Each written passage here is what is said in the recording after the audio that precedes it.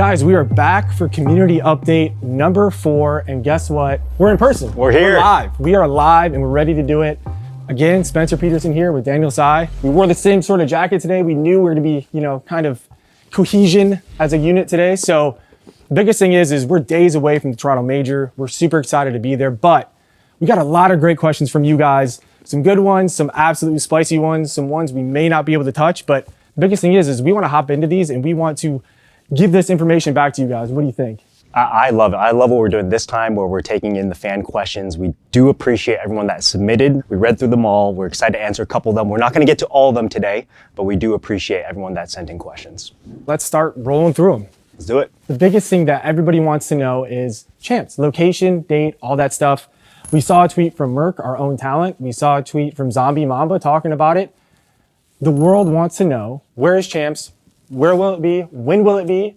Zombie Mamba, greatest name ever. One of the greatest. Champs, listen, we hear you loud and clear. One of the things we need to do is get the information about champs, the when and the where, out to our fans well in advance so you all can prepare. So we are focused on this, and you can expect some more information in the next couple weeks. I think moving on to our next topic, we really got a lot of conversation about challengers. What's going on with the scene? What can we do better about it? We saw some of our pros talking about it, Clay, Kismet. I think the big thing that people want to know is how we view challengers and what's kind of the future of that. Yeah, it's a great question. And like you said, it was one of the most requested topics, right? And so I think what's probably very important is here at the top, let's just remind everyone of how we view the goal of challengers. And very simply put, that is to develop and surface pro-level talent to the Call of Duty League.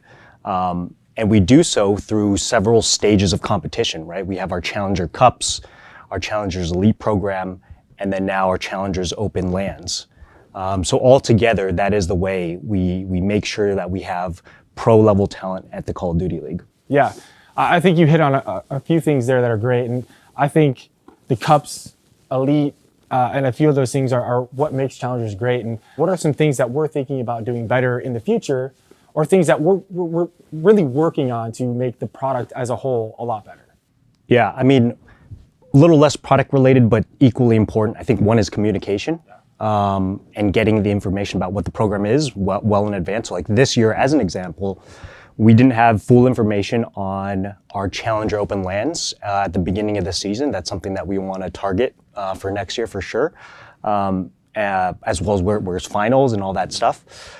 Even one thing we've noticed from the Pro-Am Classic, from a couple weeks ago, that we've taken to heart and has been our CDL teams actually provided us feedback, is actually putting the AMs on the main stage. We weren't able to provide that even for our pro teams, which is why we didn't have that in the first place. But I think going forward, we want to have those AMs on the main stage in those primetime broadcasts. Yeah. So providing better attention in those high caliber moments for the AMs is definitely a goal of ours. Yeah, I mean, listen, everybody see clips of Scrappy yelling on Twitter. I think they want to see that man on main stage yelling at a pro, at Optic or whoever it is. But yeah, I think that's another big win too. But I think there's a numerous of other things too. We're talking about Pro-Am Classic. We're talking about Elite.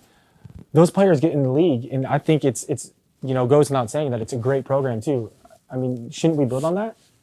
Yeah, and listen, I think it's important to not forget what we've done to get the program where it is today, right? There's a number of very tangible things we've done to Cups, Elite, the Opens. In Cups, from this year, or last year to this year, we've decreased the amount of Cups, and that was due to direct feedback from our competitors that they felt like they had to compete in too many Cups to have success. We also added LATAM, and I know that region's Cups has been growing at a large clip, which is great to see. With Elite, I mean, that program has really surfaced a lot of pro-level talent to the CDL. I want to say 5 players that participated in 2021 Elite started off the roster in the 2022 season for a CDL team. Yeah. And then actually here within our 2022 season, about 8 Challenger players have actually started a CDL match from Challengers. So it's not just Elite players are starting off the roster at the beginning of the season, but when teams seek to improve their teams in the middle of the season, they're taking from Elite. So it's great to see that progress. That's the biggest takeaway too, is Challengers are some of our most passionate players and fans, and I think we do want to make them happy. We do want to build on it. So I appreciate a lot of that information. So yeah, I think these guys would be super excited about what's coming in the future. For sure. All right, Daniel, let's move on to another topic though. One of the biggest tweets that had the most replies, the most likes and everything on it was the tweet from Call of Duty talking about Modern Warfare 2, asking for people to test the game. Do we have people that want to test it? Are we testing it? What's going on there? Ooh, I might know a little something about that.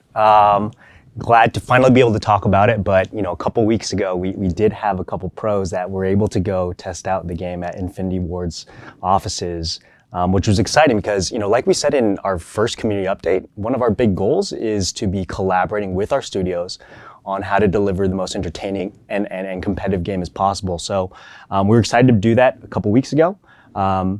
And the game was a ton of fun. We had a blast testing out different maps and modes. And then afterwards, the feedback session, it went long. Just seeing the developers and the players riff on how to make the game better and more fun and more competitive was great to see. So listen, we're happy to do it this time. I think this is going to be the first of a couple that we do. It's the earliest that we've ever been able to test the game. So shout out to Infinity Ward on making it happen and allowing us to test Call of Duty Modern Warfare 2. And we're excited to continue doing so in the next couple months. Yeah, listen, I know our pros were super excited to be there. They enjoyed playing the game.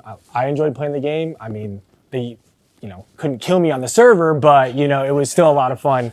But yeah, I think that's a super awesome program, and it's going to be great to see where this one goes.